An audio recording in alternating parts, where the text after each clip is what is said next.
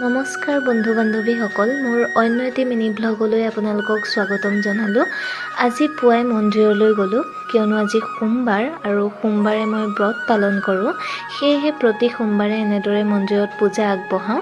আৰু মন্দিৰৰ পৰা আহিয়েই আছিল মোৰ এটি বিশেষ কাম। বৰমাৰ চাদৰখনত দহি বাতিব লাগে আৰু সেয়েহে এনেদৰে দহি বাতিবৰ বাবে সাজু হৈ ল'লোঁ। আৰু দহি বাতি থকাৰ মাজতেই ভণ্টি আৰু মই এনেদৰে অলপ ফূৰ্তি কৰিলোঁ। যিহেতু এতিয়া ৰাসৰ বতৰ, সেয়েহে দুয়োজনী অলপ ৰাস শুনাছিলোঁ। চাওকচোন ভতিজীজনীয়ে যে কিমান ফূৰ্তি পাইছে।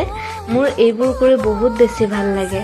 আৰু ইয়াৰ মাজতে দাদা এজনে কাপোৰ আনিছিলে আৰু ময়ো এযোৰ কিনিলোঁ। ক'বচোন বাৰু কাপোৰযোৰ কেনেকুৱা লাগিছে।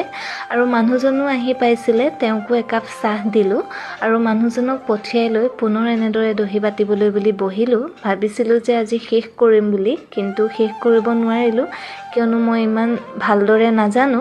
তথাপিও বাৰু ক'বচোন এনেদৰে ৰঙাৰ মাজত ক'লা দহিখিনিয়ে কেনেকুৱা লাগিছে।